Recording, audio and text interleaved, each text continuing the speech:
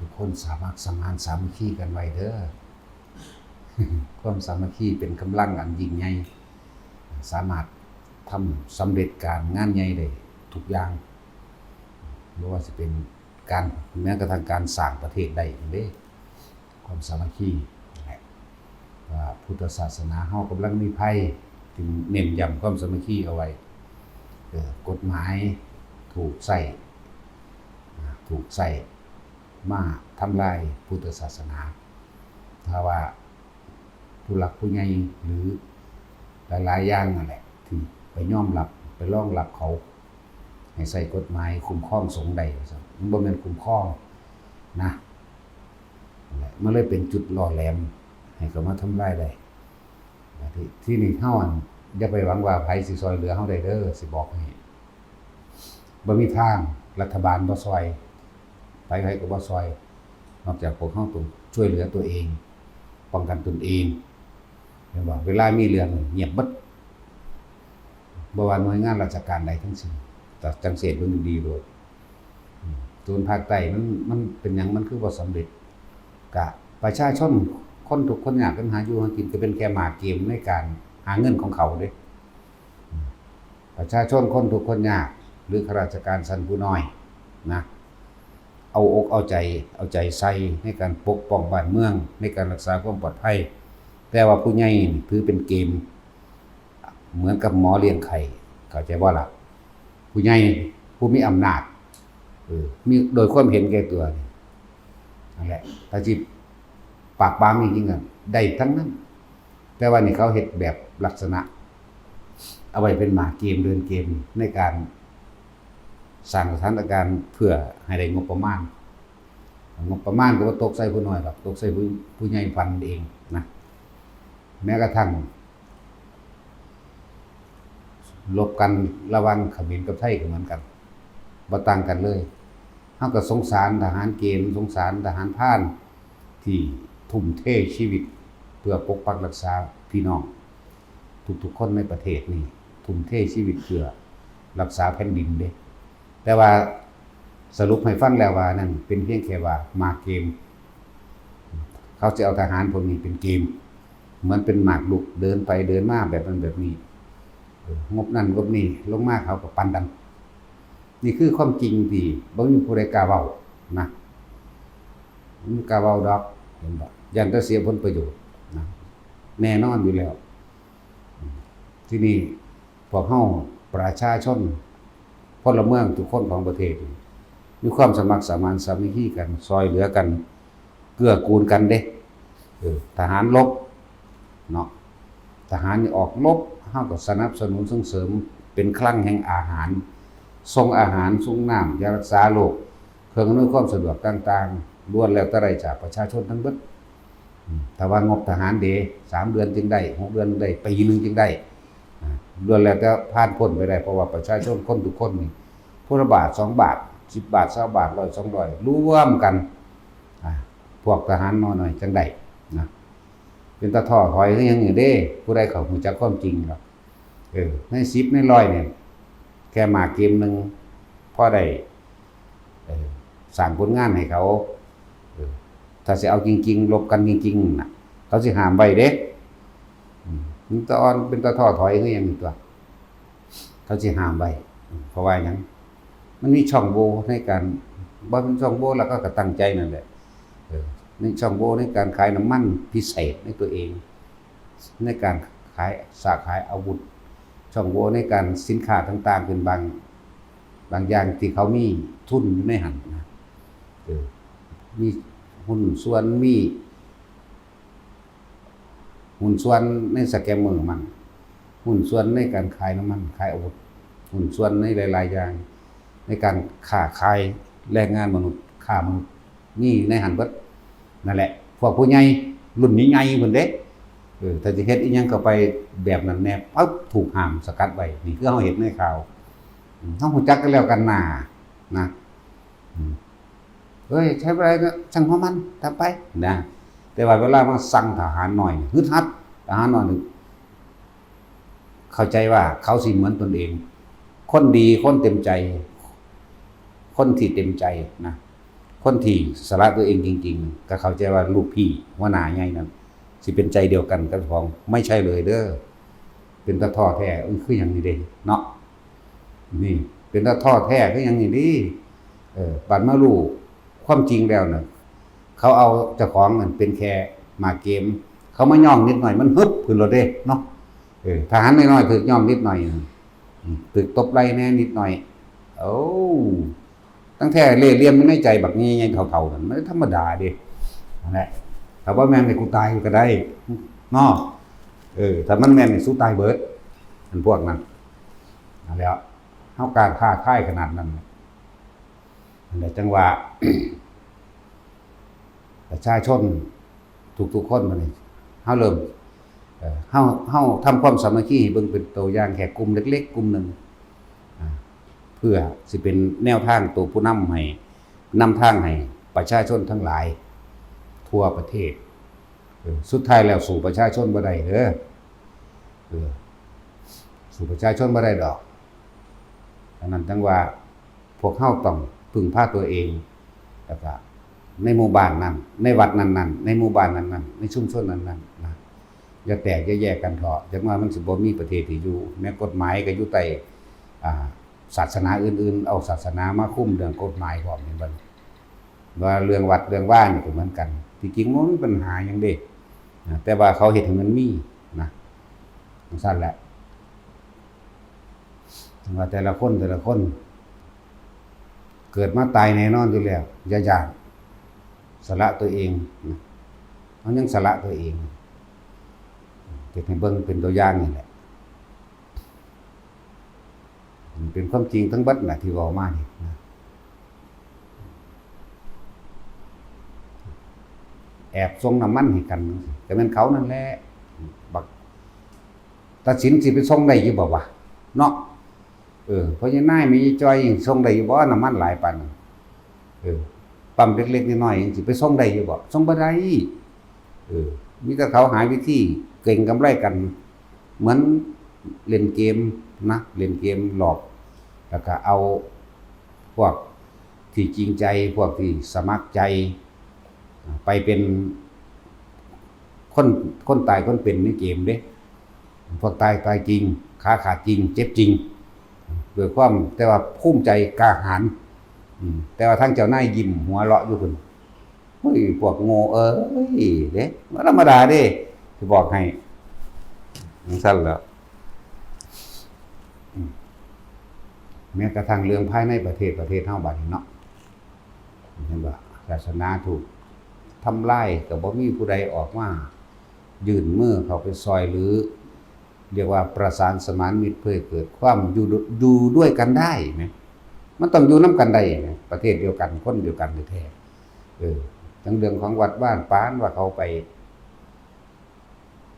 ปลุกฝึกอาวุธเพื่อสิไปฆ่าคนนะแม่นบ่ล่ะมีแต่สร้างคนเขาบ่เห็นคุณค่าของความดีดอกตอนนั้นในเมื่ออีกฝ่ายนึงเฮ็ดได้เฮาก็เฮ็ดได้เข้าใจบ่ล่ะอีกฝ่ายนึงเฮ็ดได้เฮาก็เฮ็ดได้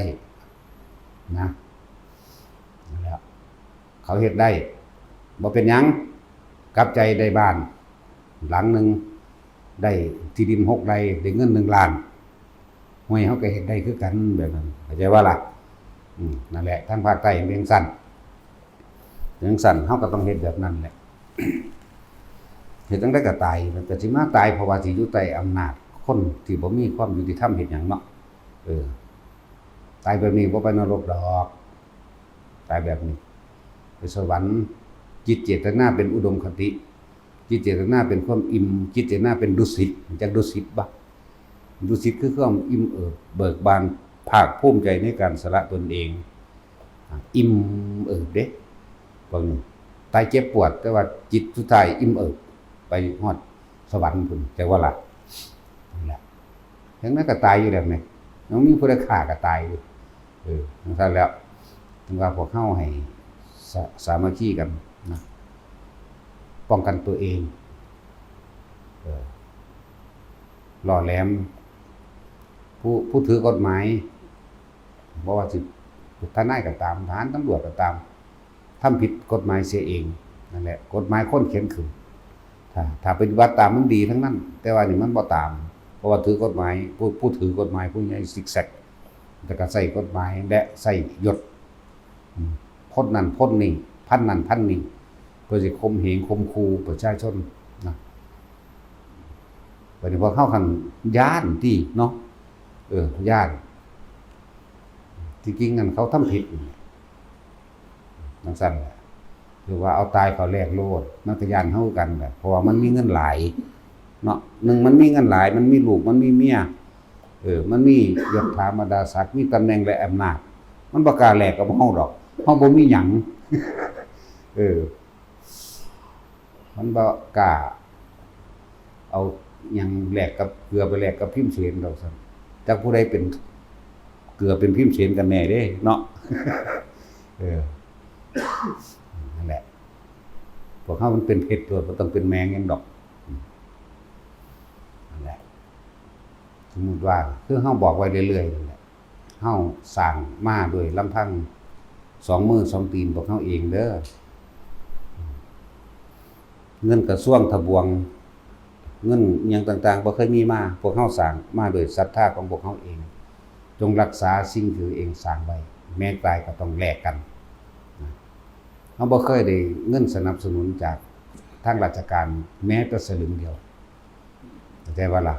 มีตั้งแต่คนที่ร่วมจิตร่วมใจในศรัทธาในพุทธศาสนาศรัทธาในคำสอนของพระพุทธเจ้าศรัทธาพระพุทธเจ้าศรัทธาอริยสงฆ์สาวกของพระพุทธเจ้าวัดที่สร้างขึ้นมาด้วยศรัทธาขอบัตรปฏิบัติมักไม่องค์8เปิดจังว่าจะย่อมให้ผู้ใดเข้ามาทำลายเห็นบ่ทุกยุคทุกสมัยด้วยป่าใหม่มันหาเรื่องแต่ว่าบางที่ป่าใหม่ก็ถูกใส่เป็นเครื่องมือนั่นเองผู้น้อยนั่นแหละถูกใส่เป็นเครื่องมือเด้แต่ว่าถึงที่ถูกใส่เป็นเครื่องมือบ่เครื่องมือก็สร้างถ้าเขามาหาเฮานั่นน่ะอย่าให้มันหนีออกไปได้เข้าใจว่าล่ะเข้าใจว่าตัดสินมึงเข้ามาบุกรุกกูดิกูบ่ให้มึงหนีออกไปได้ก็แล้วกันผมก็ได้ครูสูเด้อสูมาตรวจลองเบิ่งเด้อจัก30 คนก็ได้นะมาตรวจลองเบิ่งบอกสมัยใดก็สมัยนั้นตั้งแต่2470กับหลวงปู่หมั่นหลวงปู่เสามื้อนี้ถูกอยู่นี่ล่ะนี่ของเฮากำลังเว้าอยู่นี่จักบ่นี่ตำบลหัวตะพานอำเภออำนาจเจริญจังหวัดนี่ล่ะมันมีเป็นหม่องหลวงปู่หม่อนหลวงปู่เสามาบ่แห้งแล้วเด้สิบอกให้แม้ต้องพระพุทธเจ้าก็มาได้หม่องนี้อย่างว่านี้ต้องรักษาไว้อีพ่อใหญ่บัวแล้วว่าไปพุ่นตีปากมันโลดเด้อซั่นได้การอีพ่อเอ้ยว่า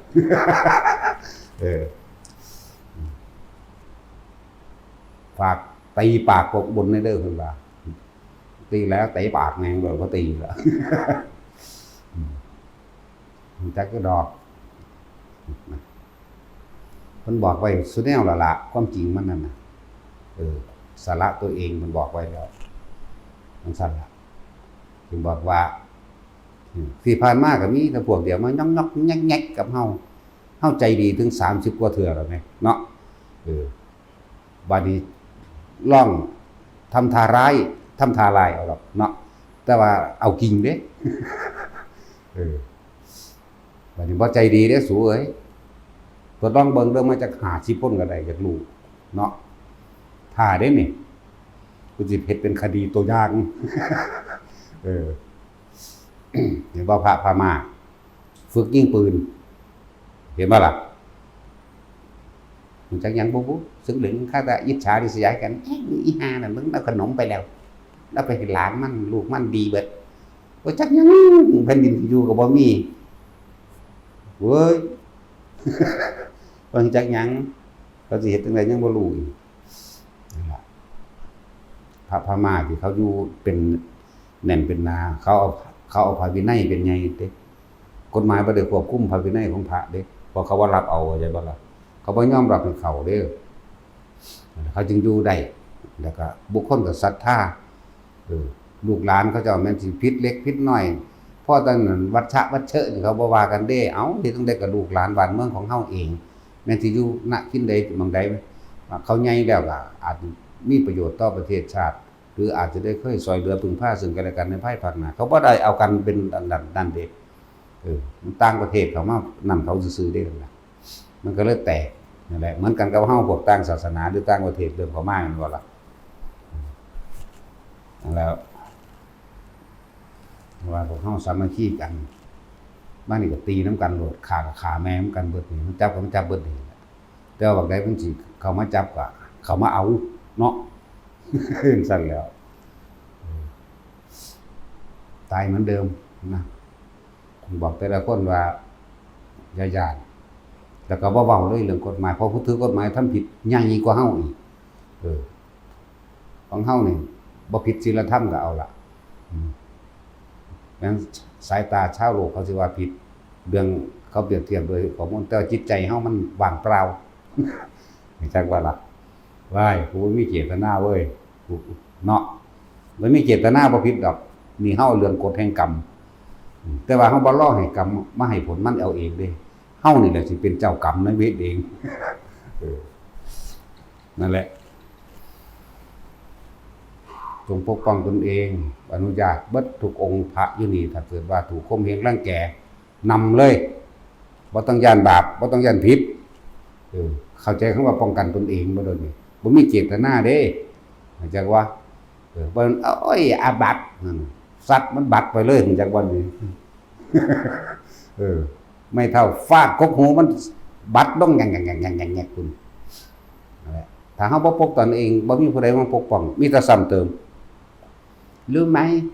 โลกวัฏฏะรู้แล้วตามานี่ผิดกฎหมายผิดอันผิดนี่นะอีหลีเด้เนาะตาเฮาผ่านมานี่เบรกๆวากๆมาบัดนี้กูบ่ใจดีเลยเด้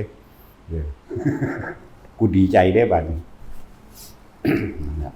เมื่อมันใจดีได้ดีใจได้บัดนี้แต่สู้มากก็คือมึงสิได้ออกเมื่อบ่ล่ะมึงสิได้ไปหาลูกหาเมียมึงบ่ล่ะเนาะอย่าเสี่ยงเด้กูบ่ได้มีลูกมีเมียเด้ถ้ามีก็มีเบิดหนีลูกก็ลูกเบิดหนีมีเมียก็เมียเบิดหนีก็ใช่ว่าตายก็ตายนำกันเบิดหนีแหละเนาะไว้บ่ยอมตายได้กูมีแต่เอาผู้อื่นตายบ่ได้หลวงตาเพิ่นเห็นบ่เพิ่นว่าหลวงตาบอกข้อขาดโอ้ยอีพ่อลูกเจ้าบ่ได้ข้อขาดได้ข้อผู้อื่นขาดมีแต่จะเอาข้อผู้อื่นขาดเด้ถ้ามาผิดศีลธรรมแล้วกฎหมายเฮาบ่เกี่ยวอีกต่างหากเด้เพราะว่าเฮาบ่ทำผิดอยู่แล้วเนาะแต่สิหาแงกๆยอกมาเนี่ยเฮาเอาพระวินัยให้เด้เอานี่อ่านเอาในอริยวินัยกูบ่เฮ็ดผิดบ่นี้ก็แล้วกันแต่ว่าสู้หาวิธีมันยังแงกๆกับกูนั่นแหละถ้ามันบุกเข้ามาเฮาก็บุกมันคือกันเข้าใจว่าล่ะกรมใดบุกมาบุกกรมนั้นป่าไม้บุกมาเขาไปเผาป่าไม้เฮือนมันจะใส่ไปเผาน้องเฮือนมันเลยบักใดอีใดก็ตามสปกมื้อนี้บุกมากับบุกมันคือกันบุกเฮือนมันพร้อมมันอยากว่าลื้อภายใน15วันกูจะไปคุมมึงลื้อคือกันมึงบ่ลื้อกูเผาถิ่ม ต้องเอาแบบนี้เด้จังอยู่ได้เด้อบ่ซั่นบ่ได้ดอกสิบอกให้สิมาอ๋อญาติบาปนั่นโอ้ยญาติแต่ว่าบาปกับกูนี่ คือเฮาอ่อนให้เฮายอมให้หรือเฮาพยายามประสานสมานมิตรมาถึง30กว่าครั้งแล้วต่อไปนี่บ่มีนะพระทุกองค์ต้องมีไม้เท่าไม่หนา3ก็ได้แต่ว่าเอาหนักๆเลยเด้ไปหาแกนไม้อันไม่ยุ่งไม่เข่งมาเพราะว่าเฮามันตาดเข่ง มันหนักดีเด้เอาไม้เข่งมันหนักหรือว่าต้องยานอาบัติดอกสัตว์มันบัดแงกลงกันโลดต้องยานหรอกได้มานำมันโลดตำรวจมากกับลุยตำรวจเอาไม้มากกับลุยป้าไม้มีไว้เห็นยังมีไว้คมหิงคนเนาะสารคงสารกลางเผาแมงเบิดแบบตั้งไว้เห็นยังตั้งไว้จะโคตรโกงคนนี่เนาะผู้ใดทำหน้าที่อย่างใดแต่ว่าถ้ามันว่าแว่ๆไปซัดมันจะมองหันแหละเนาะว่าผู้เวรแมงคนคือกันนั่นเห็นบ่ล่ะมันสิวิเศษอยู่สูงใดว่าเห็นวางมาซอยคนเอามันไปซอยน้ำท่วมอยู่ใส่พวกมื้อนี้ก็ดีเอามันไปซอยทหารทั้งใดบ่แม่นว่าล่ะเห็นอยู่บ่ ออกหน้าออกตาบ่เลอะทะเลอะอยู่ทั้งหน้าหมู่บ่มีแต่ประชาชนกับประชาชนซอยกันเองเนาะแต่เรียกตนนี่หามึงนี่นั่นแหละสามัคคีว่าซั่นสิ่งที่เฮามีอยู่แล้วเฮาสิต้องรักษาให้มันได้เด้อเฮาบ่เคยออกไปเฮ็ดอิหยังกับไผเข้าใจบ่ล่ะแม้กระทั่งกิจนิมนต์เฮายังบ่ไปสิไปว่าหยังเฮาสิไปสร้างความเดือดร้อนให้ผู้อื่นมีแต่ไปช่วยเหลือคนตกทุกข์ได้ยากน้ำท่วมไปแล้วเป็น10ตันของเขาก็เลยไปอาหารยาสูบของที่อยู่อาศัยเสื้อผ้าหน้าแพร่ต่างๆสารพัดเฮาไปตลอดเลยเฮาบ่เคยขาดจากงานคนเจ็บคนป่วยนำหมู่บ้านมื้อนี้เฮาก็เบิ่งดูแลเท่าที่เฮาซอยได้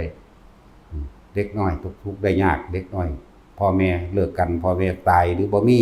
เฮาก็นำมาเลี้ยงเอามาส่งให้เรียนหนังสือนั่นนี่ก็ว่าไปบักใดมันว่อๆมานั่นน่ะมันสิดีแมงซำใดเนาะที่ปากมันโลดนึกว่าไปหาไม้เข่งมาเฮ็ดไม้เท่าแหนไม้เท่านี่มันเบาโพดเฮามันตาดเข่งเด้เขาเอิ้นอีหยังคืออันผูกแต่ก่อนนี่นะแต่สินข่อยลืมดอกตะกี้มันมีเป็นหนังนักเลงอิหยังเนาะฮะคอมแฝกหาไม้เข่งมาเฮ็ดคอมแฝกเฮานำเลยเพราะเขามันเสือตาดเข่งบอกนี่เว้าความจริงเด้นี่บ่ได้เว้าเล่นเด้เอาจริงถ้ามาจริงนำจริงจากบ่ล่ะสัตว์เอาจริงๆกฎหมายก็บ่คุ้มครองเฮาดอกมีแต่ถ้าทำลายเฮาไผก็บ่คุ้มครองเฮาดอกนะมีแต่หาวิธีมาข่มเหงแล้วกินเฮานั่นแหละสิมีหยังเด้แต่เรื่องว่าเฮานั่นสร้างมาโดยลำพังเฮาเองบ่เคยได้งบประมาณจากหลวงจากราชการหน่วยงานใดๆทั้งสิ้นบ่มีแผ่นดินนี้มันเป็นจังสิอยู่นำกันบ่ได้แผ่นดินนี้คนดีอยู่บ่ได้ติแม่นบ่ล่ะกูต้องเป็นคนเลวจังสิอยู่ได้แม่นบ่ซะสินเฮาต้องเลวเด้เขาจังสิอยู่ได้ว่าคนดีอยู่ยากนะคนเลวน่ะจังอยู่ง่ายเนาะแล้วแต่หีแม่มันสิให้ค่าให้ซื้อกูว่าจังไดเด้มันเบียดเบียนกูเวรย่อมระงับด้วยการฆ่าเจ้ากรรมในายเวรเด้กูนี่ บ่แม่นอีพ่อใหญ่บัวเด้ดวงตาบัวคอขาดซั่นโอ้อีพ่อว่ะลูกเจ้าบ่เป็นซั่นคอคนอื่นต้องขาด เห็นบ่ล่ะโอ้ยเฮาก็อยู่นำเพิ่นมาก็หลายอย่างที่เฮาฮู้เฮาเห็นหลายอย่างอยู่เนาะเพิ่นนั่นน่ะโอ้ยมีแต่จะไปทำเขาหยังถ้าเฮาแล่นไปใส่กันมึงสิแล่นไปใส่อีกคือว่านั่นแหละพุทธศาสนาถูกทำลายมาเรื่อยๆแต่ละรุ่นเฮาจดจำไว้เบิดเรื่องครูบาศรีวิชัยเรื่องครูบาขาวปีแต่ละองค์แล้วก็หลวงพ่อหยังแน่ล่ะแม้กระทั่งครูบาบุญชุมก็ยังถูกเห็นบ่นี่ธรรมดาหลวงพ่อสุมโนดาบทมื้อนี้เว้ามาแล้วเป็นตะเลตนเขาเจ้าไหลมาที่หลวงพ่อยันตะมื้อนี้ภาวนาพุทโธมื้อนี้นะไหลมาเรื่อยๆถึงจักหลวงพ่อผู้เมืองมื้อนี้นั่นเรียนความจริงเด้อแต่ว่าคนมันคือว่าล่ะคนจิตใจมันต่ำว่าจะออกข่าวแนวต่ำๆเสือโลดเด้เนาะเสือเลยจริงโลดแล้ว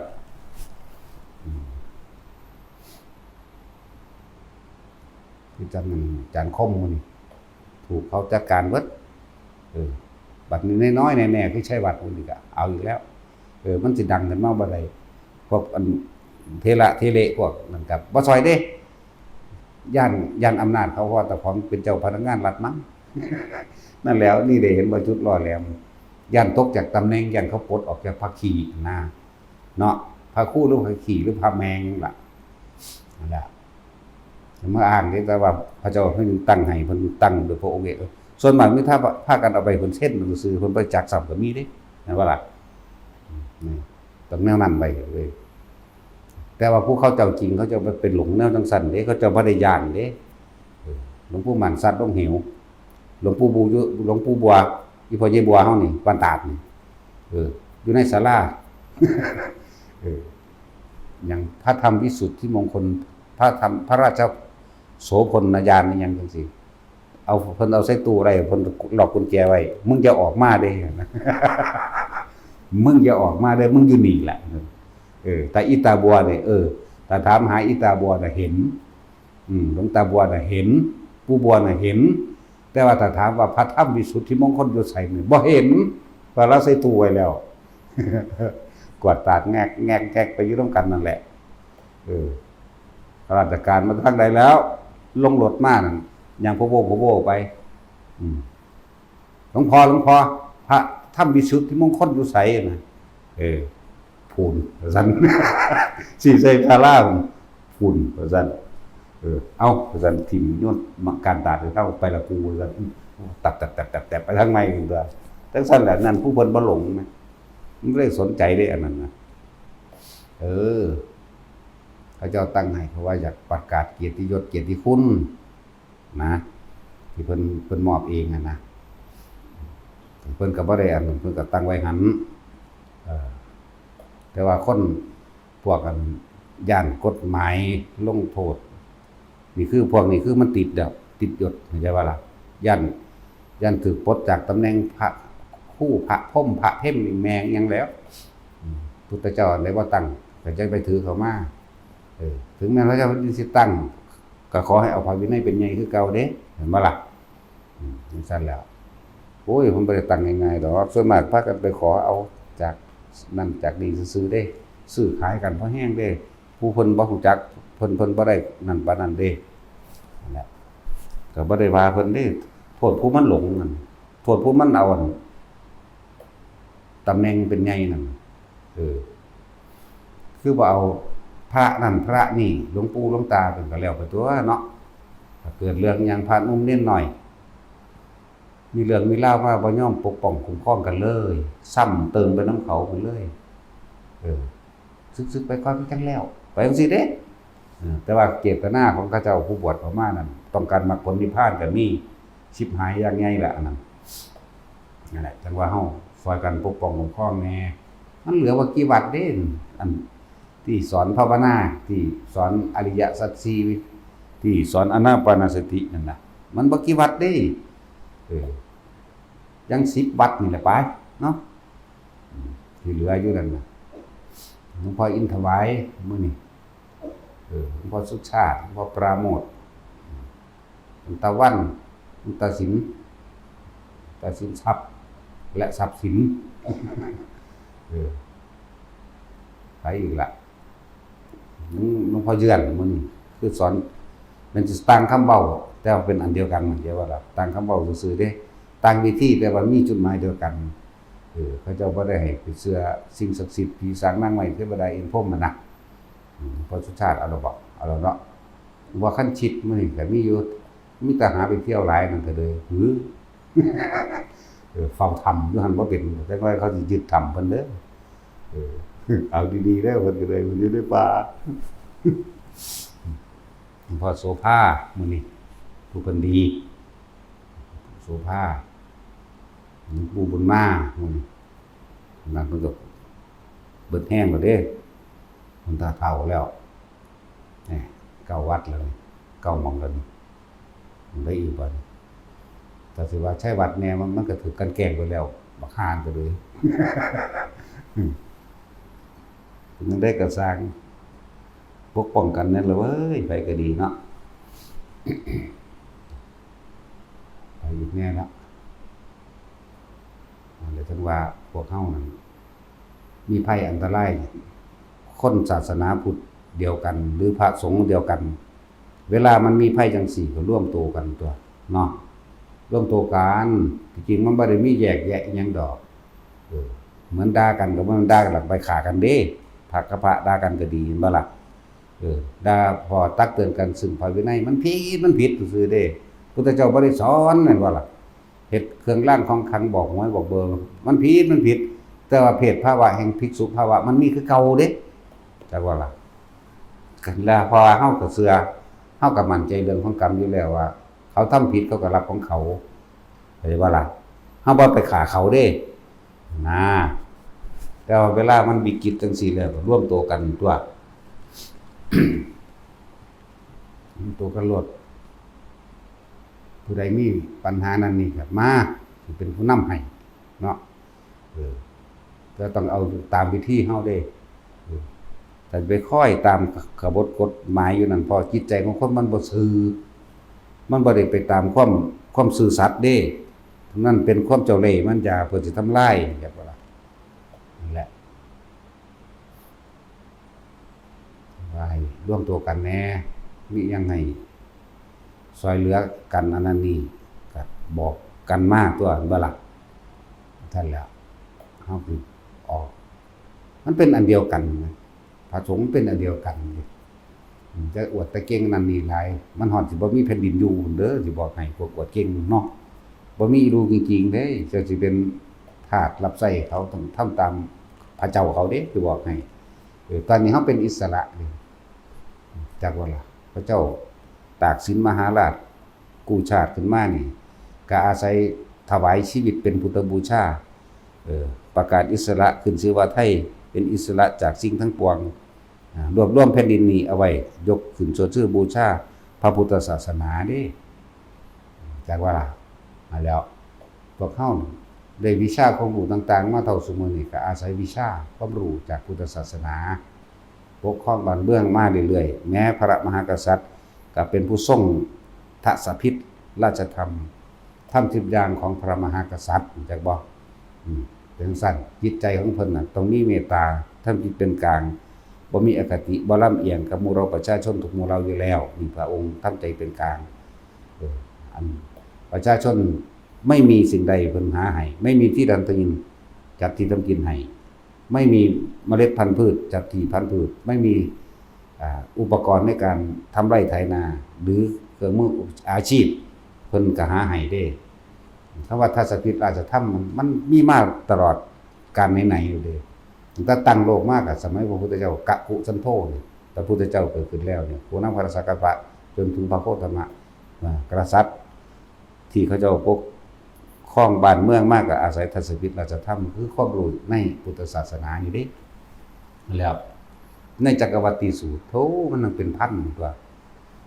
ในกษัตริย์สืบต่อสันติวงศ์กันมาเพราะว่าอาศัยทัศพิธราชธรรม 1,000 ในราชวงศ์นั้นๆจักว่าพอดีมีผู้นึงแหวกแตกแนวแตกออกเลยเห็นบ่ล่ะเบิดเสื่อมสิ้นฮอดราชวงศ์นั้นเด้แล้วมันมีอยู่ได้ล่ะในไตรปิฎกก็ดีและเพิ่นจึงเห็นคุณค่าสำคัญในพุทธศาสนาพุทธศาสนาอาศัยเมตตา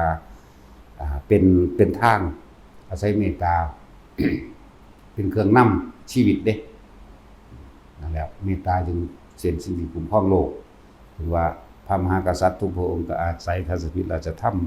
และนำธรรมะมีเมตตาเป็นหัวหน้ามีเมตตาเป็นใหญ่มีเมตตาเป็นทางในการปกป้องและปกครองบ้านเมืองพร้อมพระพุทธศาสนาถูกทำลายพระมหากษัตริย์ก็เป็นไปโดยปริยายจะอยู่บ่ได้แต่ว่าล่ะ เพราะเขาจะคอยปลดคอยลดคอยปล่อยลงเท่านั้นเมื่อปกป้องพุทธศาสนาได้พระมหากษัตริย์ก็อยู่ในแผ่นดินนี้มันมีของมันอยู่แล้วแต่ว่าสิตกอยู่ในอำนาจความคิดเห็นของไผเท่านั้นความคิดของไผเด้อเพราะว่าเฮานี่สละแล้วเฮาบ่ได้ญาติเลยมีผู้เดียวกูสิกอดกัดหัวเอาเนาะคือมดแดงมันกัดจนตายเด้คือมันกัดเฮามดแดงนี่เนาะแต่สิมันเก่งบ่ว่ามันกัดจนว่ามันตายคาเฮาแหมจังซั่นแล้วมันสิใจใหญ่เท่ามดแดงบ่ตัวน้อยๆนั่นเนาะแล้วจึงว่าถ้าบุคคลกลุ่มใดก็สารบ่ได้ใช้คำว่าหน่วยงานทางราชการบุคคลกลุ่มใดก็ช่างเด้อที่มาในสถานที่แห่งนี้ไม่มาบำเพ็ญสาธารณกุศลบ่มาทำบุญทำทานบ่ให้เข้าใช่ว่าล่ะบ่ให้เข้ายังดึงดันเข้ามาอยู่จัดการ ตามแผนจักว่าล่ะมาโลดมึงจะตายรอปานนี้แล้วตัวทดลองมาเบิ่งดูจัก50 คนสิได้เมื่อหาลูกหาเมียมึงบ่ล่ะแม่นบ่ล่ะเฮาอยู่แต่ในนี่แม่เฮาสร้างขึ้นมาเองโดยลำพังเฮาเองสิมาว่ามาตัดสินมาแต่ผิดแต่ถูกให้เฮาผิดให้ถูกมาแต่ทางใดเนาะเฮาบ่ทำลายเบียดเบียนผู้ใดก็แล้วกันแต่ว่าเฮาก็บ่ยอมให้ผู้ใดมาทำลายเบียดเบียนเฮาคือกันเด้ ปล่อยวางกับปล่อยปละละเลยคนละอย่างเด้เราปล่อยวางอย่างว่าแต่ถ้าเบียดเบียนกูมึงตายเนาะตัดสินตายคือเก่าอยู่แม่บอกว่าพวกเฮาอยู่ในกันจะแย่งกันหลายซ้ำขนมไข่นั่นนี่ยังก็กินไปนำกันซะก่อนพวกเจ้าจักบ่มีคิดโลกกับสงครามกับซัดกันอยู่เปรียงปร้างเห็นบ่นี่น้ำมันก็ขึ้นเพราะว่าหยังเพราะว่าสงครามนี่เด่นจากเคยเติมน้ำมัน 2,200 เต็มถังใน50 ลิตรเติม 3,500 เพิ่นเดี๋ยวนี้เนี่ยเห็นบ่ล่ะจังซั่นแล้วสามัคคีหลายๆอย่างไฟหลอดใดมันบ่อันนั้นอันนี้แต่เก่ามันเคยเปิดเคยนั่นก็ปิดดูแลอย่าลืมน้ำเคยใส่เกินไปก็ใส่น้อยลงแน่นะประหยัดน้ำก็คือประหยัดไฟก็คือประหยัดน้ำมันประหยัดน้ำมันคือประหยัดเงินจากว่าล่ะมันมาจากหันแต่ที่สำคัญคืออาหารเฮามีอยู่มีกินแบ่งปันกันกินให้มันอิ่มซะก่อนจังแบ่งไปทั้งใหม่ดอกเห็นบ่นี่พาปลูกต้นไม้ไว้พวกเจ้าฮู้จักเหตุการณ์ข้างหน้าอยู่บ่ถ้าปลูกต้นไม้กินได้พวกเจ้าฮู้จักเหตุการณ์ข้างหน้าอยู่ต่อไปเงินทองมันบ่ได้มีค่าสำอาหารเด้ออาหารเด้มีค่าที่สุดถ้าขนาดมีเงินทองอยู่ก็บ่เฮ็ดแบบใดมันกัดกินก้อนทองแล้วเว้ยเนาะเอาเพชรมาขั่วบ่มาออมใส่กันกับทองบ่สดกินอยู่บ่เรากินข้าวคือเก่าแมงตัวเนาะไปเฮ็ดว่ามันไปกัดกินแนวนั้นดอกนั่นแหละถึงผ้าปลูกของกินได้หมักหมี่หมักหมี่ต้มดิบก็กินได้เลยได้อิ่มอยู่ท้องเด้เห็นบ่ล่ะโอ้ยพระพุทธเจ้าก็ผ้าเฮาปลูกมาแต่พุ่นได้ฮู้จักบ่นี่เวลาปลูกเพิ่นบอกให้ปลูกขนุนเด้เพราะหยังเอาไว้แต่แก่นย่อมผ้าหมากมันก็กินได้หมากดิบก็เอาไปต้มเฮ็ดเป็นซุปได้หมากสุกมื้อนี้ในมันก็กินได้เด้เห็นบ่ล่ะบางพวกบ่จักยังได้กินฮอดเปลือกตาชินก็กินเปลือกเด้ตาชินงัวไว้ก็จังซั่นแล้วงัวเห็นว่าเขาออกข่าวพอแม่เลี้ยงนี่หลายบ่รู้จักซื้อหมักมีไว้มันบ่จักนั่งกินมันกัดกินอย่างเต็มปากอยู่โอ้ยเนาะปู่เจ้าปู่ขนุนอ้อมจ้ะปู่ขนุนอ้อมบัดแต่ละหม่องทนทานใหญ่เร็วซึมซับดูดน้ำให้ตนเองจากว่าล่ะบัดเฮาปลูกไว้น้ำขี้หินแห่โคโลกะเลยมันก็ใหญ่เสยเป็นหมากเสยแม่เนาะทนทานใหญ่เร็วถูกกับอากาศถูกกับบางทีขาดน้ำซั่นล่ะดินจีลำไยมันยังงั้นต้องดูแลอยู่เด้เนาะบักมีเดี๋ยวปลูกทิ่มๆน้ำทางจังได๋อยู่ได้กินเสยนะทั้งว่าพาปลูกสิ่งเหล่านี้ไว้พวกเจ้ารู้จักเหตุการณ์ข้างหน้าบ่พวกเจ้าไปอยู่บ้านมันก็สิอดอยากนั่นแหละลองเบิ่งเลยแต่ว่าสามัคคีรักษาไว้ร่วมใจกันแม่นว่าล่ะอยู่นี่ยังเขามีบักฮุงกินอยู่เด้บ่ทันไปสิเน้นว่าบักฮุงใหญ่ขาดเด้อปีหนึงบ่ต่ำกว่า 1,000 ต้นเด้ยายจ้อยแอวส่งเพิ่นล่ะปลูกบักฮุงกับยายล่มปลูกบักฮุงปลูกบักม่วงปลูกบักมีเบิดทุกอันทุกอย่างที่มันกินได้พาปลูกไว้จึงบอกว่าให้รักษาสถานที่เฮาให้มันอยู่ผลหมากรากไม้เป็นแหล่งอาหารของเฮามันเต็มอยู่ในนี่เด้แล้วเขาสงครามกันพวกเจ้าสิออกไปดำนาอยู่ไสสิไปทำงานหาเงินซื้ออิหยังอยู่ไสเพิ่งรักษาไว้สิ่งซื้อเองมีอยู่ก็มันเป็นหมากเป็นผลเบิดแล้วแหมเนาะสิยอมหนีไปไผบ่ได้เข้ามาไล่เฮามึงตายอยู่เท่านั้นเด้บัด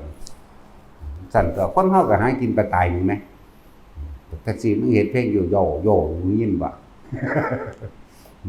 สุดท้ายก็หากิน3ตายบ่เห็นบ่ตำแหน่งอะไรเงินแสนเงินล้านก็เอาไปบ่ได้สุดท้ายก็หากิน3ตายเท่านั้นนึงนะ แล้วเฮาตายโดยอุดมคติก็แล้วกันนะที่เฮ็ดไว้ทั้งเบิดนี่เพื่อ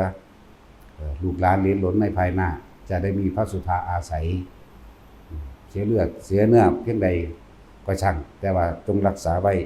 ให้ลูกหลานสืบไปรักษาอย่างไรอันดับต้นแรกรักษาแสงสว่างรักษาความจริงคือธรรมรักษาธรรมไว้เพื่อเป็นเครื่องนำทางให้เขาใช้ชีวิตที่บ่ตกต่ำคนที่มีธรรมน่ะเฮ็ดจังได๋ก็มีทางออกก็แล้วกันคนบ่มีธรรมบ่มีทางออกหรอกบ่มีทางออกบ่มีทางออกจากวัฏสงสารส่วนคนมีธรรมมีทางออกจากวัฏสงสารวิธีออกพุทธเจ้าเฮาก็เพิ่นก็สอนเอาไว้บ่แห้งออกจากในลมหายใจนั่นนึงได้ล่ะทางที่สิเข้าสู่พระนิพพานก็ดีแม่นบ่ล่ะอยู่ในหั่นแหละลมหายใจส่วนสติปัญญาทั้งหลายในการระลึกนึกถึงผิดชอบชั่วดีตลอดทั้งการรอบรู้ต่างๆตามความเป็นจริงแล้วทุกอย่างเกิดขึ้นแล้วที่บ่แตกสิบ่ดับบ่มีจักอย่างที่สิบ่เสื่อมสลายบ่มีจักอย่างทุกอย่างเพราะฉะนั้นเพิ่นสิว่าสัพเพธัมมานารังอภินิเวสาละจริงหลายทั้งปวงมันมีความเกิดขึ้นเป็นธรรมดามีความแตกดับเป็นธรรมดาอันบุคคลทั้งหลายไม่ควรเข้าไปยึดมั่นถือมั่นเลยความเห็นตามความเป็นจริงว่าอนิจจังกับอนัตตาทุกอย่างเกิดขึ้นแล้วตั้งอยู่และดับไปบุคคลผู้ใดเข้าไปยึดมั่นถือมั่นบุคคลผู้นั้นก็ได้ทุกข์อนิจจังอยู่หน้าอนัตตาอยู่หลังทุกขังอยู่กลางใจอนิจจังคือความบ่ยีรังอย่างยืนตั้งแต่เกิดในร่างกายคนเกิดมากก็ดีเห็นบ่อนิจจังที่อยู่หลังอันนี้จังอยู่หน้าอนัตตาอยู่หลังหมายถึงเกิดมาแล้วก็ตายทุกขังอยู่กลางเด้เพิ่นสิเขียนอนิจจังทุกขังเนี่ยอนัตตาแม่นบ่เพราะว่าเฮาแบกสองอย่างเฮาได้เป็นทุกข์เที่ยวเวียนว่ายตายเกิดออกจากวัฏฏะแปลว่าวงกลมแปลว่าหมุนแปลว่าวนอยู่ในที่เก่าๆเรื่องเก่าๆเดิมๆมันบ่ล่ะนั่นแหละวนกันวัฏวนก็คือกิเลสวัฏนั่นเองกิเลส1,500อย่างหมดเนาะนับเอาที่เดี๋ยวนี้มันเพิ่มขึ้นมาอีกมีโทรศัพท์พร้อมมีคอมพิวเตอร์พร้อมแต่สมัยพุทธเจ้าอยู่นั่นไล่ไปว่าต้นบักม่วงต้นบักมีกูจะได้ต้นกุ้งต้นย่างนั่นวะ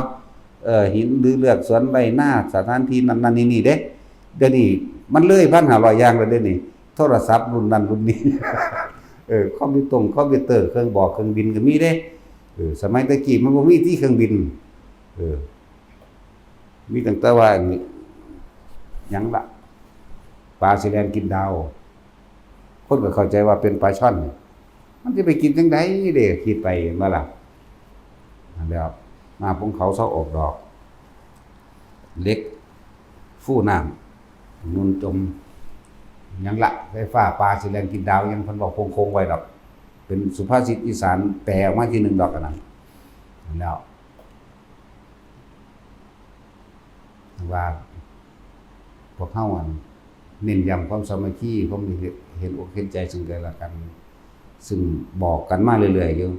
เฮาได้มาร่วมกันแล้วจักว่าล่ะจักสิจักเป็นไผจากคนผู้เดียวหมื่นแสนล้านดวงใจร่วมเป็นหนึ่งเดียวกันให้รักกันรุดดังไว้แขนขาอวัยวะเดียวกันแต่ทำลายกันเพราะการทำลายกันทำลายเหมือนกับทำลายตนเองนั่นเองจักบ่ล่ะเฮาเด้อโอ้ยเป็นห่วงคือหยังนี่เด้เห็นคนผิดกันปักยอกปักแยกแล้วมันจะสูญใส่รถเห็นคนรังเกียจกันขยะแขยงเข้ามาในหัวใจดึกๆเข้ามาเลยได้ความรู้สึกแต่คนรังเกียจกันนะมันสิเป็นดึกๆเข้ามาในหัวใจของเลยนั่นแหละทันทีสิมานำกันอยู่นำกันเห็นกันแล้วทำความดีร่วมกันทำร่วมกันก็ทำไปตายจากกันซื่อๆได้ว่าจะทำไปหยังดิบ่มีผู้ใดอยู่เป็นอมตะใดได้อยู่นี่เนาะ บ่มีผู้ใดอยู่อามอนใดได้อยู่นี่จักอามอนบ่จักสิแปลว่าจังไดมึงก็จักนางอามอนบ่แม่กูเด้อล่ะ อมตะเรียกว่าล่ะนางอมตะนางอามอนนั่นแหละบ่มีผู้ใดอยู่คำฟ้าได้ดอกนางอามอนสมัยพอใหญ่มโหสถนะปานนั้นว่าอ่านพระไตรปิฎก2 หน้าบ่ จังซั่นแล้ว นั่นแหละเพิ่นใส่ประสบการณ์จริงในชีวิตจริงของพระองค์เอง40ประสงค์ไขแสนครับตั้งแต่เริ่มต้นปรารถนาเข้ามาแต่ว่าก่อนนั้นก็มีเหมือนกันแต่ว่าท่านปรารถนาหยังแต่ว่าหาอยู่หากินซ้ำตายไปซื่อๆแล้วเป็นเป็ดเป็นไก่เป็นหมูเป็นหมาเป็นงัวเป็นควายเป็นคนเป็นอินเป็นพ่อมมั่งเที่ยวเวียนไปเวียนมาหาหม่องออกก็บ่ได้หลังจากพระองค์เริ่มตั้งปณิธานในการปรารถนาความเป็นพระพุทธเจ้าแล้วนั่นแหละจึงมีการบันทึกต่างๆที่พระองค์บันทึกไว้ในจิตเพิ่นเองนั่นแหละจึงเอามาแสดงเอาประสบการณ์จริงชีวิตจริงได้มาแสดงให้พวกเฮาได้ฟังมาให้ซี่ให้เห็นอันนี้เป็นโทษอันนี้เป็นประโยชน์อันนี้เป็นคุณตายแล้วไปสวรรค์มั่งตายแล้วเกิดมาสัตว์ไม่รวยมั่งนั่นมั่งทุกข์ยากลำบากหรือเป็นพิการขอทานมั่งเพราะการกระทำสิ่งนี้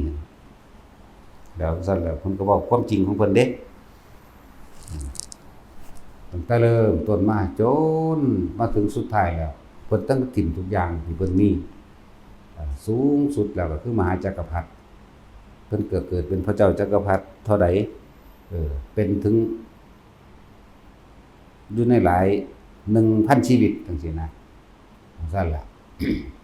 จนบ่ท้าทายเพิ่นก็เลยเฮ็ดแนวใหม่อีกเป็น 1,000 ชีวิตมั่ง36กัปมั่งแต่สิเท่าใดแต่ว่า36กัปนั่นน่ะว่าล่ะเพิ่นก็เว้ามาบัดนี้พวกติดตำราก็ค่อยจะเอามาทิ่มแท่งกันด้วยปากด้วยหอกคือปากเนาะนั่นแหละจากความจริงโดยธรรมจริงๆแล้วขึ้นอยู่กับความเพียรพยายามของเฮาเองปัญญาเกิดขึ้นได้เพราะความเพียรความอดทนของเจ้าของเด้เห็นบ่ล่ะคือนั่นคือปัญญาจริงปัญญาญาณจริงๆบ่แม่นสัญญาบ่แม่นเอาความจำใดมาถกมาเถียงกันการเดาเรียนเรียกว่าปริยัติ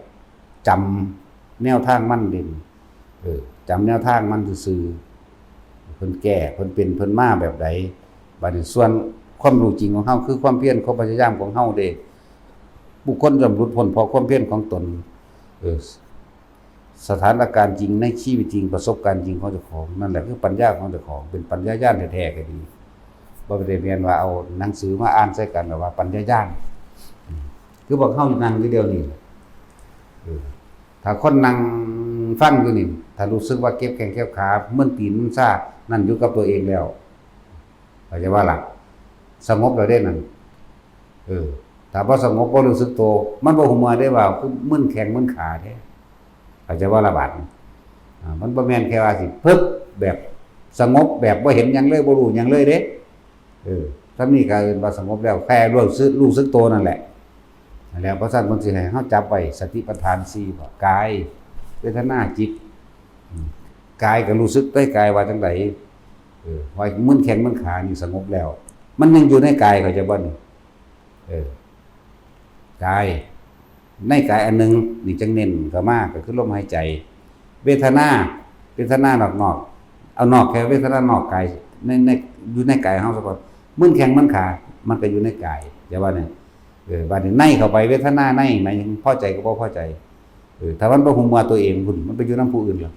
ความคิดนะ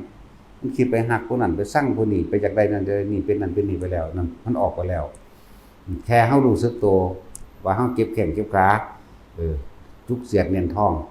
ตอนเฮานั่งอยู่นี่มันก็เอิ้นว่าเป็นผู้มีสติรู้อยู่ในกายแล้วเด้อบ่ต้องมองไปจนถึงว่าปุ่นน่ะแต่สงบแบบปึ๊บดับปึ๊บอย่างบ่แม่นแบบนั้นก็อย่างนึงจังซั่นอะไรถึงว่าพวกเฮาขาดความเข้าใจหลายอย่างการที่อธิบายโดยละเอียดละออโดยลำดับนี่ยากมันธรรมดาคือเฮานั่งสมาธิหรือนั่งอยู่จังซี่เฮาทำความเพียรของเฮานี่เฮาไปหาความสงบอยู่ภายนอกต้องเป็นแบบนั้นคืออาจารย์องค์นั้นคือได้ตำราแบบนั้นว่าล่ะที่เฮานั่งอยู่ในรู้สึกตัวน่ะปวดแข้งปวดขานี่เฮาก็ขยับพลิกขิ้งไม้พลิกบุญพลิกพี่ความรู้สึกมันอยู่ในกายมันบ่หนีไปไสเด้อล่ะอกุศลเกิดบ่ได้เด้นั่นมันจังเป็นการทรงอารมณ์กุศลแถมสัพเป็นผู้มีสติระลึกรู้และรู้สึกตัวอยู่ในกายเจ้าของเองด้วยนั่นล่ะกายเวทนาจิต ธรรมคือสภาวะทั้งหลายความรู้สึกทั้งหลายเกิดดับเบิดนั่นแหละแล้ว บ่แม่นแค่ว่าสิไปเอาแต่ยอดมันหลายเด้อที่เฮ็ดอยู่นี่เดินจงกรมก็รู้สึกตัวได้บัดนี้เฮาจับเอาความรู้สึกตัวมาเป็นจุดร่วมลงเพื่อบ่ให้มันฟุ้งออกไปหม้องอื่นก็เลยเอามาไว้อุณโลมมั่งบนหัวมั่งถ้าได้ระหว่างกลางหน้าผากกลางคิ้วได้แล้วมันคือกันบนหัวเฮาก็รู้สึกตัวบัดนี้เห็นบ่ล่ะก็บอกเป็นลำดับมาเรื่อยๆอยู่นั่นแหละว่าในขณะใดครู่ใดที่เราอยู่ในที่เฮาอยู่ในความรู้สึกตัวทั่วพร้อมณกายณจุดใดจุดหนึ่งเวลานั้นสงบเราเองเข้าใจหรือเปล่าสงบบ่แม่นบ่คิดหยังเด้บ่แม่นว่างไปเลยถึงขั้นนั้นเด้เฮาเอาตัวสงบจริงๆสงบจากความคิดนึกปรุงแต่งในความอยากได้และอยากเป็นก็เกิดอารมณ์ใดหรือว่าใดสงบจากการเห็นคนอย่างไปอย่างมาจะบ่ล่ะสงบความคิดเด้เขาเอาเรื่องนั้นเรื่องนี้สงบล่ะเพราะว่าเขาบ่นำไปคิดนำเขาเข้าใจว่าละบัดนี่ได้สงบแท้ๆมันปราศจากความคิดนึกปรุงแต่งกับเขาปราศจากการเข้าไปยืนยันตัดสินว่าผิดว่าถูกว่าดีว่าเลวเห็นบ่ล่ะสงบตัวนี้ได้สงบบ่แม่นสงบแบบบ่รู้จักหยังบ่แม่นสงบแบบบ่รู้ยินหยังบ่ได้กลิ่นหยังแค่นี้ก็เอาแล้วพวกเจ้าสิไปหยังก็ดอกตราบใดที่เฮาอยู่ในความรู้สึกในกายณจุดใดจุดหนึ่งอุณโลมก็ตามบนหัวนี่ก็ตามหน้าอกก็ตามหรือแม้กระทั่งความรู้สึกในกายของเฮาเองปวดขาปวดเอวก็ตามเนี่ยความคิดมันบ่ได้ไปจิตไม่มีที่ตั้งหมายถึงความคิดมันบ่ไปตั้งอยู่กับบุคคลสัตว์สิ่งของเด้มันอยู่ในกายคือเก่านี่มันอยู่ในหมวดของสติปัฏฐาน4เหมือนเดิมนั่นแหละแค่นี้มันก็อยู่ได้แล้วบัดนี้พวกเจ้าคิดถึงคนนั้นคนนี้เบิ่งดูมันสิอยู่ได้บ่มันอยู่ยากเด้อบัดนี้เนาะมันห่วงคนนั้นมันห่วงคนนี้มันจะออกไปแล้วเด้น่ะตัดสินใจยึกยักไปดีบ่นออยู่นั่นจริงๆมันไปแล้วความรู้สึกไปแล้วพอความคิดไปแล้วความคิดไปความรู้สึกไปความคิดก็คิดไปถึงสัญญาเก่าๆหมายถึงรู้จักคนผู้นั้นแหละก็ปรุงแต่งไปความรู้สึกห่วงนั่นอยู่ล่ะเกิดแล้วเด้น่ะถ้าร้องงวงอยู่หน้าผากเสียงหยาดงอกอยู่นี่งูอันไผก็แล้วแต่สิว่าย้ายแม่ครูบาแหลมก็หูหนวกเอิ้นถามก็บ่ได้เสยถ่ายใหญ่คือหยังนี่ ตั้งแต่เราบ่ยินเด้อแม่นบ่หูหนวกบ่เป็นถ่ายใหญ่แล้วบ่หูยิน จังซั่นแหละอย่าสงวนใครแน่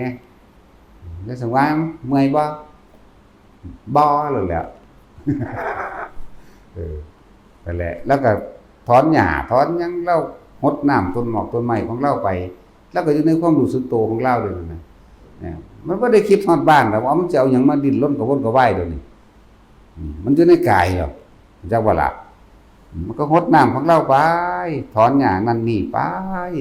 แต่ความรู้สึกตัวเรามันอยู่หัวอยู่หน้าผากอยู่เด้นั่นแหมมันจะเอาหยังมาทุกข์เดี๋ยวนี้มันจะเอาหยังมากังวลมันจะเอาหยังมาห่อนห้นกระวนกระวายอยากไปพุ่นอยากไปพี่ก็มันอยู่ในบ้านจริงๆแต่คือกายนี่เห็นบ่ตัวนี้เด้แล้วอยู่ในเลื่อนกายแห่งตนเองในความรู้สึกในกายไปแห้งมันก็บ่ดิ้นรนอยากไปพุ่นไปพี่ก็มาล่ะนั่นแหละมันจึงเน้นกายเวทนาจิตเวทนากายให้เป็นหนึ่งกายก็คืออยู่ในจุดๆหนึ่งเวทนากายเวทนาจุดๆเดียวหน้าผากกลางหัวนี่ก็จุดๆเดียวใช่ป่ะล่ะเพราะว่าหลายคนมันเกิดอะไรหมองเลยเว้าจังซี่เลยเว้าบางคนก็น่วงหน้าผากเลยบางคนก็น่วงนิ่มๆเนิบๆนาบๆยุบนับกลางหัวนี่ก็นึงจากว่าหลักสั้นๆแล้วบางคนอยู่ก็อิ่มในระหว่างทำกลางหน้าอกจังซี่แม่เบิกบานอิ่มนั่นแหละอยู่ซักนี่มันก็พ้นแล้วได้เห็นมั้ยมันฟังพากันคิดว่าเป็นจังไดจังถามแต่พระอรหันต์เป็นจังไดดูนี่คือมันจะพากันบืนใส่อยากเป็นแท้อยากเป็นนั่นอยากเป็นนี่สิอยากเป็นเฮ็ดหยังแค่อยู่ในความรู้สึกแห่งกายได้ว่าไว้3จุดก็คือว่าบางคนเพิ่นก็แช่อยู่กับลมเลยเห็นกาย เพิ่นมีความรู้สึกว่าร่างกายหายใจไปเลยเด้นั่นจักว่าล่ะอันแล้วบางคนก็อยู่หน้าผากบางคนก็อยู่บนหัวบางคนก็ทำกลางอกแต่บ่ว่ามันอยู่แค่นี้นึงเด้อะไรให้ทุกคนมีความรู้สึกอยู่แค่นี้แหละบ่ต้องไปอีหยังมากดอกบ่ต้องไปอยากเป็นบ่ต้องไปตั้งหวังว่าสิสงบดอกมันถือความคิดหลอกวัดดอกสงบมันเป็นจังไดนั่นบ่ล่ะสงบมันเงียบไปเลยบ่ฮู้จักหยังเลยบ่ดับปุ๊บคือนอนหลับบ่มันเข้าฌานแต่อีกอย่างนึงแต่ว่านั้นมันก็ยังมีสติรู้สึกได้รู้ได้จังซั่นแหละเฮาให้ฝึกง่ายๆนึงเด้อยู่แค่นี้นึงเด้ผู้ใดรดน้ำต้นไม้ก็รดไปแต่ว่าให้อยู่ด้วยความรู้สึกตัวบ่แม่นรดน้ำจวากจากนั้นอีนั่นไปไสเนาะอีนี่ไปไสก็บ่แม่นแนวนั้นเด้ก็อยู่กับนี่แหละตาก็เห็นน้ำไหลลงต้นไม้อยู่นี่ใน ต้นพักเจ้าของนั่นแต่ความรู้สึกในกายนวลๆหน้าผากมั่งหัวมั่งหน้าอกมั่งหรือบางคนก็อยู่กับลมเลยจับลมไปเลย เมื่อถึงเวลาเราในความเคยชินมันสิเป็นของมันเองบางคนบ่ขึ้นเลยแต่ว่าอยู่กับลมเลยเหมือนกับเห็นตัวเองหายใจก็เห็นตัวเองหายใจแล้วบ่ว่าเหมือนกับหรอกแหละอยู่จังซี่บางคนก็อยู่หน้าผากบางคนอยู่กลางหัว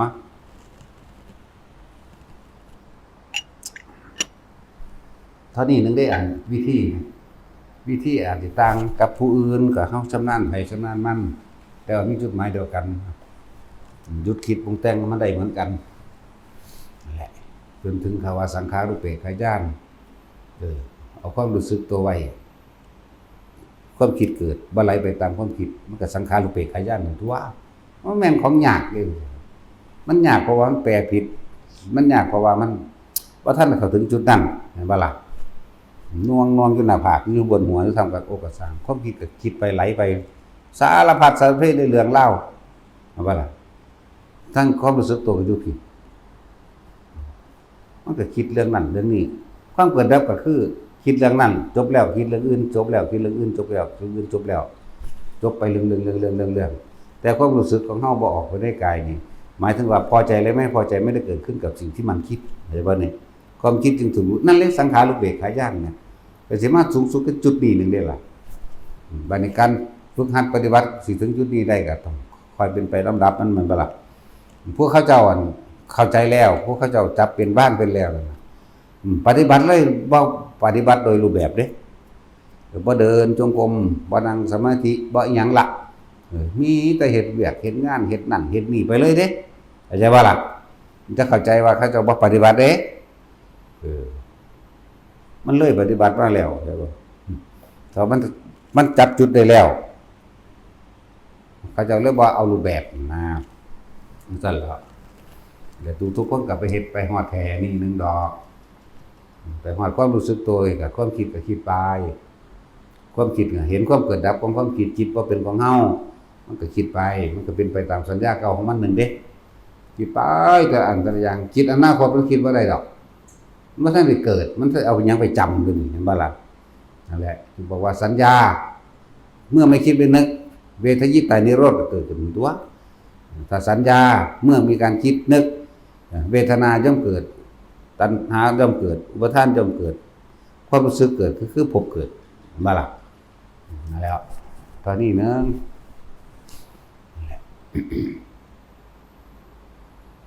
ว่าทุกคนมันเฮาก็อยู่กุดไปกุดมันอยู่แล้วแต่บ่มีเรื่องหยังเฮาก็สิไปคุกคีกันเฮ็ดหยังเนาะผู้เดินก็เดินไปผู้เบิ่งผู้อื่นเดินก็เบิ่งไปก็ตาเหลียวเบิ่งเขาแต่ว่าความรู้สึกอยู่ในกายเจ้าของเด้อผู้เดินจงกรมก็เดินไปตาก็เบิ่งทางไปแต่ความรู้สึกก็อยู่ในหน้าผากอยู่หัวพี่เด้แต่ว่าล่ะเฮ็ดไปแบบนั้นแหละบ่ได้อีหยังดอกบ่ได้แบบยากบ่ได้แบบเกินความสามารถของตนเองดอกทุกคนมีความสามารถของเบิดเดี๋ยวนี้ความสามารถแล้วก็นั่งกันทางท่าใดก็ได้บ่แม่นตาสิไปนั่งเอาขวาทับนั่งเหยียดแข้งเหยียดขาแกงขาล็อกแม่งต้องแรงอยู่ก็เป็นหยังอยู่นี่เนาะย่างก็ย่างดึงปังไปทางใดก็ได้แต่ความรู้สึกมันบ่ออกจากกายแม่นั่นแหละนี่เฮาก็เน้นแค่นี้นึงแค่นี้ก็พ้นแล้วเด้อจิตมันต้องตั้งจังว่าล่ะความคิดเฮาบ่ไปตั้งอยู่ในสัญญาเก่าส สัญญาเก่าคือบ้านนี่คือคนรู้จักคือรถเลือกสวนไรหน้าต่างๆนั่นแหละมันบ่ไปบัดสิตายแท้ๆวัดเข้ามาลมหายใจมันก็ดีพึ่งนั่นตัวฝึกไว้ อันอื่นๆเพิ่นก็แค่ว่าเอามาประกอบว่าทำดีไปสวรรค์คือจิตคือแต่ละเพิ่นให้หยังก็ลืมชื่อละ หลายๆอย่างที่เพิ่นเอามายกเป็นตัวอย่างทำดีไปสวรรค์ทำแบบนี้ไปพรหมโลกไปแบบนี้ไปตกนรกจังซี่มันก็เป็นคือเก่าๆแหละเนาะเป็นสิค้านเว้าแล้วล่ะ เว้าเอาหม่องมันโลดนี่เว้าเอาหม่องมันโลดน่ะนะแต่เว้านิทานเนี่ยมักโลดดอกว่าอะไรก็เลยสะพอมคิดบ่ออก ถ้าเว้านิทานมันก็หลายคนแล้วมันสิไปติดนิทานพุ่นบัดนี้เนาะมันอยากฟังต่อบทสรุปของผู้ต่อไปเด้นะตอนนี้พวกเฮาตอนเฮามีชีวิตอยู่ตอนนี้คุยกันมันนี่ก็คือความรักสามัคคีซึ่งกันและกันสมัครสมานซึ่งกันและกันเด้อเมตตาตนเองจังไดก็เมตตาผู้อื่นแบบนั้นให้พวกเฮาเป็นคือแขนขาอวัยวะเดียวกันจะมารังเกียจกันจะไปอันนั้นนี่จะไปตั้งแง่ตั้งงอนตั้งมุมด้วยกันพอสุดท้ายพวกเฮาเนี่ยอยู่นำกันซ้ำตายนี่เด้หากินก็หากินเพียงแค่รอวันตายอยู่ด้วยกันก็อยู่ด้วยกันเพื่อที่จะตายจากกันนี่เห็นบ่ล่ะทั้งสั้นแล้วแต่เป็นหยังเฮาสิว่าซอกงอกซะแงกด้วยกันหมายถึงรังเกียจกันตำหนิกันติอันนั้นอันนี้กันนะจิตพวกเจ้ามีหม่องตั้งว่าตั้งตรงตำหนิตั้งตรงรังเกียจแต่ว่าแล้วถ้ามีรังเกียจมันก็ต้องมีพอใจผู้หนึ่งนะวะเมื่อมีรักก็ต้องมีเกลียดเมื่อมีเกลียดก็ต้องมีรักเพราะรักเกิดขึ้นจากเกลียดเกลียดเกิดขึ้นจากรักนะวะจันตัวแบบนั้นก็จะเอาผู้นี้เทียบผู้นี้ผู้นี้เทียบผู้นั่นไปเลยเห็นบ่ล่ะเมื่อมีพอใจก็ต้องมีความไม่พอใจเมื่อมีความไม่พอใจก็ต้องมีความพอใจเพราะสองอย่างมันเป็นของครูอยู่แล้วนะเฮาสอนเราตั้งแต่วิธีทำให้ตัวเองพ้นไปเลยได้นี่แต่ว่านี่มันแนะนี่ส่วนมากมันจะแนะวิธีทำให้ตัวเองพ้นออกไปเลยเด้ท่านก็บ่ค่อยเว้าปานใดก็เว้าไปแน่จักน้อยเท่านั้นแหละมันหลายอยู่ดอกมีท่านมันสั่งตัดสินว่าถ้าเว้าเรื่องนั้นเรื่องนี้เพิ่นสิจ้องว่าเด้อาบากเขาบ่แต่หัวบัดนี้มีหยังพวกเขาว่าพยายามเน้นอยู่กับตนเองกายเวทนาจิตทำเวทนาจิตกายอย่าหนีออกจากความรู้สึกตัวอยู่ในกายแค่นั้นแหละมันก็พ้นแล้วที่มันพอพ้นมันไปคิดกังวลเรื่องอื่นๆโดยสัญญาคิดถึงบ้านก็ห่วงบ้านคิดถึงรถก็ห่วงรถคิดถึงวัตถุสิ่งใดก็ห่วงสิ่งนั้นแต่อยู่ในกายมันบ่มีแนวห่วงเด้ความรู้สึกอยู่ในกายนี่มันม่วนอยู่นี่มันสิมีอิหยังเฮ็ดเฮาได้เห็นบ่ล่ะนั่นแหละเราคนที่ดูแลคนเจ็บคนปวดคนป่วยก็ให้ฟังธรรมะเด้อจิตพวกเจ้าสิน้อมเขาเองดอกมันสิยอมรับของมันเองโดยปริยายเองมันก็สิตายโดยความสบายใจตายโดยความบ่ห่วงบ่อะไรกังวลเพราะทุกคนมันป่วยก็ตายบ่ป่วยก็ตายดอก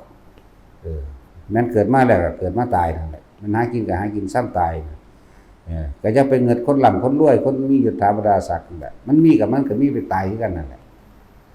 มันสิยอมรับมันสิเฮ็ดให้พวกเฮาคลายจากความกังวลเด้แม้นสิเกิดมาในฐานะยากจนแต่ว่าบ่เป็นคนไปทำลายไผนั่นแหละประเสริฐอย่างว่าล่ะบ่ไปทำลายไผบ่ต้องบ่อย่าเอาคำว่าบารมีว่าเป็นผู้มียศถาบรรดาศักดิ์หรือตำแหน่งแต่ว่าล่ะคนมีบารมีคือคนที่มีกำลังใจในการทำความดีคนที่มีกำลังใจในการเสียสละเพื่อผู้อื่นได้อย่างว่าล่ะแม่นบ่บวชเป็นพระได้ก็เพราะว่าคนเสียสละนั่นเองแต่ว่าล่ะนั่นแหละพระมันอยู่ภายในจริงแต่ก็ต้องอาศัยพระภายนอกมาเทียบกับเขาเนาะพระภายนอกคือหมู่นี่แล้วภิกษุสงฆ์ห่มเหลืองก็อาศัยหมู่นี่ล่ะ ส่วนนั้นผู้บ่ได้มาบวชเป็นภิกษุสงฆ์แต่ว่าเขาเป็นคนเสียสละเขาเป็นคนซอยเหลือสังคมเขาเป็นคนสละเพื่อผู้นั้นผู้นี้อันนั้นแหละพระภายในอย่างว่าแต่อย่างหนึ่งหายากพระจังสันก็ดีเพราะว่ายากก็แปลว่ามีอยู่หั่นแหละมันนั่งมียากๆนะครับพระทั้งนอกพระทั้งในก็หายากคือกันยากก็แปลว่าบ่มีบ่แม่นเด้มีคือเก่าพระสงฆ์เฮาก็เอาพระวินัยเด้อคุยกันสามัคคีพระวินัยนี่เพิ่นบัญญัติขึ้นมาเพื่อให้อยู่ด้วยความสันติเด้อยู่ด้วยความสงบซึ่งกันและกันเด้เพิ่นบ่ได้เอาความคิดของไผของมันมาเอาชนะกันเด้จังเน้นย้ำอยู่ว่าพระเฮาบวชเข้ามาแล้วศึกษาพระวินัยเด้อเอาอริยวินัยล่ะค่อยๆอ่านไปเรื่อยหรืออันใดท่องบ่ทันใดก็ท่องเอาบอกบริสุทธิ์บอกแสดงอาบัติบอกหรือพิจารณาอาหารปัจเจเวกขณะพิธีต่างๆคือปฏิสังขยนแหละพิจารณาที่อยู่อาศัยพิจารณาผ้าที่ใส่พิจารณารองเท้าที่ใส่เฮาอธิษฐานใส่หรือยังแม่นถิ่มเฮานั่นเฮาสิปัจจุทรามิถิ่มหรือยังเด้หลายๆอย่างที่เฮาบ่ทันได้เข้าใจบางทีเฮาคิดว่าเฮาถิ่มแล้วเฮาต้องปัดออกเด้ปัจจุทรามิออกเด้นี่จักบ่ไหลแม่นก็อาศัยซื้อมันนั่นแหละถ้าเป็นอันวิวาลังมื้อนี้เวลาเฮาสิถิ่มเฮาสละออกเฮาก็ใส่ซื้อมันขึ้นก่อนอีมังมันบ่ล่ะจีวรังปัจจุทรามิหยังว่าไปนั่นน่ะเดี๋ยวว่าล่ะเวลาเฮาสิถิ่มบ่มันถิ่มไปเลยเด้สิบอกให้เด้อมันก็ลืมบอกมันก็หลายอย่างของเล็กๆน้อยๆหังว่าเล็กน้อยเด้นั่นแหละคือผ้าอาบน้ำฝนนั่นแหละเวลาเข้าพรรษาเฮาก็อธิษฐานเป็นผ้าอาบน้ำฝนเวลาออกพรรษาเฮาก็ต้องปัจจุทรามิออกให้เป็นผ้าบริวารอย่าว่าล่ะนั่นท่านแหละลืมหลักถ้ามันอ่านเบิ่งเอาในอริยวินัยนั่นแหละการใส่ผ้าให้มันขึ้นมันเนื้อสะดือให้มันพอดีระวังเครื่องแข็งพอดีงามการใส่ผ้าจะเปิดสะดือเวลาเฮาแม่นสิอยู่ในวัดอยู่ในนี่เฮาก็ต้องใส่ผ้าบกใดแน่เพื่อความระเบียบสวยงามบิณฑบาตก็ห่มให้มันเป็นปริมณฑลแบบลัดโตแบบเบิ่งแล้วมันสวยงามใช่ป่ะล่ะสวยงามมันก็ดูดีบุคคลที่บ่ทันมีศรัทธาก็เกิดศรัทธาบุคคลที่ศรัทธาอยู่แล้วก็อยากปฏิบัตินำแต่ว่านั่นแหละมันจะว่าห่มผ้าให้เน้นเด้อพระมื้อนี้แต่ว่าท่านได้เป็นก็ฝึกห่มอยู่แต่ของนั่นแหละฝึกนุ่งผ้าให้เป็นนะแล้วของอะไรที่ถิ่มที่เป็นผ้านิสีทนะจังนิมังนิสีทะนังปัจจุทรามิสุว่าเฮาถิ่มเข้าใจว่าล่ะเวลาเฮาสิใส่เฮายังใส่ปากกาจุดทำลายเป็นสัญลักษณ์มันบ่ล่ะเวลาเฮาสิใส่นิสีทะนังอธิฐามิมันอิมังนิสีทะนังอธิฐามิจุด1จุด2จุด3แต่ว่าเวลาเฮาสิเปลี่ยนเฮาต้องปัจจุทรามิแล้วก็เปลี่ยนไทยใส่ตัวใหม่นำเด้คือเฮาต้องเปลี่ยนผ้าจีวรนั่นแหละเข้าใจบ่ล่ะจีวรลังบางใดก็ว่าไปนั่นแหละเบิ่งในหันล่ะเบิ่งในหนังสือเด้อไผก็ดีเด้อถ้าเฮาเฮ็ดได้นำพระวินัยตลอดไปมันสิไปไสอยู่นี่มันว่าล่ะว่าหาถ้าอยากเป็นหยังก็ได้ดอกบ่ตายมันเป็นดอกสิบอกว่าเฮ็ดไปตามพระวินัยนั่นแหละประคองตัวเองไปตายในผ้าเหลืองมันต้องพ้นดอกเฮ้ยเฮ็ดนำพระวินัยทั้งบ่ได้มันอรหันต์บ่ได้เนาะมันบ่ธรรมดาเด้ก็แล้วก็อาบัติบางอย่างที่เฮาบ่ทันเข้าใจภิกษุภาคของเที่ยวคนอื่นฟันไม้ถ้ามันบ่มีผู้ใดเฮ็ดให้ก็เฮ็ดเอาเองได้อยู่จังว่าต้นไม้ล้มน้ำทางเดี๋ยวบางพุ่นบางพี่มันบ่มีผู้ใดแต่ว่าบางที่มีคนอยู่แต่ว่าเขาบ่ศรัทธาเขาบ่เฮ็ดให้ก็เฮ็ดเอาเองใช่บ่ล่ะไม่ล้มเนิ่งทับหลังคาแต่ว่าบ่แม่นตัดเพื่อความประดับประดาสวยงามอันนี้ผิดเจตนาเป็นตัวกรรมเด้อจิตเจตนาคือตัวเป็นตัวกรรมตัวบ่มีเจตนามันบ่ได้เป็นกรรมเด้นั่นแหละมันสิเจตนาตัดไม้แต่ว่าเพิ่นก็ลดหย่อนผ่อนลงมาว่าเมื่อบ่มีผู้ใดเฮ็ดให้คือน้ำจังซี่แม่นว่าล่ะน้ำคือตักเอาเองได้เลยบ่ต้องไปรอผู้ใดมาถวาย อยู่หน้าหรืออาหารหลายประเทศแล้วแต่ก็ต้องมาเค้นประเทศใหม่จังซี่นะนี่มันจุกๆจิกๆเด้แนวมันนี่จังว่ามันบ่เบิดดอกให้พวกเจ้าไปอ่านเอาเองในอริยวินัยนะเฮาแจกให้ทุกองค์อยู่แล้วว่าล่ะผู้อ่านบ่ออกก็จังคอยบอกกันเอาบอกคอยบอกกันเด้อนี่ว่าจังซี่นี่เป็นจังซี่เด้อแล้วก็คำต่างๆคำแสดงอาบัติสำคัญเวลาเฮาลงปฏิโมกข์ก็แสดงอาบัติบอกความจริงใจซึ่งกันและกันหรือสารภาพซึ่งกันและกันนั่นแหละบอกอาบัติก็ว่าไปคำใส่ผ้ามื้อนี้ก็ท่องเอาเข้าพรรษาออกพรรษาก็ท่องเอามันมีคำของมันอยู่แล้วคือเป็นใส่เป็นภาษานั่นน่ะมันก็บ่ได้มากอิหยังดอกส่วนบทสวดมนต์มื้อนี้เฮาก็ที่เฮาทำวัดอยู่เดี๋ยวนี้น่ะถ้าอันใดอยากจื้อจำเอาได้เป็นพิเศษก็ท่องเอารู้เอาตัวนั่งคอยจื้อจำไปเองแบบนี้รักษาสิ่งที่มันเป็นกุศลในตัวเองเรื่อยๆเข้าไปมันพ้นดอกพอทุกสิ่งทุกอย่างอยู่ที่เจตนามันก็บอกว่าเบิดดอกคือจะถามก็คือบางคนมาเห็นขุดดินทวนปลูกต้นไม้ทุกข์ละผู้ทวงนั่นเข้าใจว่าล่ะผู้บ่ท่านไม่รู้จักว่าปลูกต้นไม้นี่คือเข้าใจไปยึดตัวว่าขุดดินต้นไม้แม่นว่าล่ะเป็นอาบัติหรือพระของเกี่ยวเป็นอาบัติอยู่นะบัดนี้พระเฮาพวกเฮานี่ขุดดินทวนอยู่เฮาบ่ได้ขุดเพื่อสิปลูกประดับประดาเพื่อให้เกิดความสวยงามแต่เฮาปลูกเป็นสาธารณะออกไปจังว่าล่ะบ่แม่นว่าปลูกเพื่อเป็นเจ้าของปลูกเพื่อขายปลูกเพื่ออันใดที่มีเพื่อที่มีการซื้อขายแลกเปลี่ยนผิดเบิดนั่นแหละเข้าใจว่าล่ะ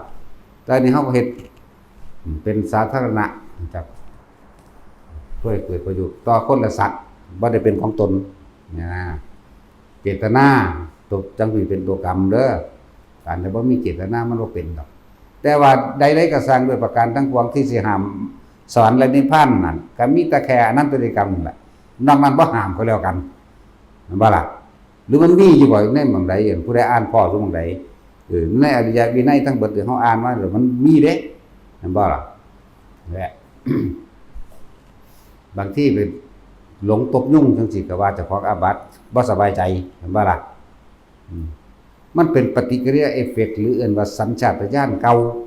มันบ่ได้ตั้งใจฆ่าพอแต่มันเดียดก็ปั๊บโลดนะอันตั้งใจมึงจอบอยู่นี่แม่นบ่ล่ะน่าเอิ้นตั้งใจจ่ออยู่หั่นแล้ววีมั่งแต่เฮ็ดตาเล่ๆมึงแปะใส่นั่นมันตั้งใจแล้วแต่ว่าอันสัญชาตญาณเปียไปเลยนั่นมันบ่ได้ผิดมันบ่ได้บาปดอกเด้อเทียบเอาเองไปอ่านเอาเองมันหลายพวก 3,250 เอาเลยถ้าสิเว้าโดยปริยายมันเป็นเท่าใดแสนเลยปริยายอเนกปริยายกับเน้นลงมาแค่นี้ล่ะเอาแค่นี้ก็พอแห้งแล้วล่ะแต่รักษายากหลายก็รักษาลมหายใจเจ้าของโลดเข้าใจบ่ล่ะถ้าพวกเจ้ากังวลในเรื่องศีลพวกเจ้าอยากให้มันบริสุทธิ์จริงๆเลยนะพวกเจ้าอยู่กับลมหายใจโลดบริสุทธิ์ปุ๊บความคิดบ่ออกไปใส่เลยมีแต่อยู่กับลมมีแต่อยู่กับความรู้สึกในกายเนี่ยบริสุทธิ์แล้วบารมี10ก็เต็มอยู่ในหันอีหยังก็เต็มอยู่ในหันเบิดแหละทุกอย่างเรื่องการปล่อยเรื่องการว่างละมณะละสักกะทิวิกิสาสิตุปมาทอยู่ในลมหายใจนั่นแหละบางคนก็สิยึดแต่ลมหายใจแบบนั้นบางทีมันก็เคลื่อนไปหม่องไม่อย่างว่า คือว่าแล้วว่าบ่ฝึกถ้าฝึกแล้วมันสิรู้จักดอกก็อยู่นี่มั่งทำกลางอกมั่งว่างมั่งแต่สุดท้ายแล้วบ่มีอยู่เลยแต่ว่ารู้ซื่อๆอันนั้นแหละถ้าฝึกไปแล้วมันสิเข้าใจเองดอกสมาทาน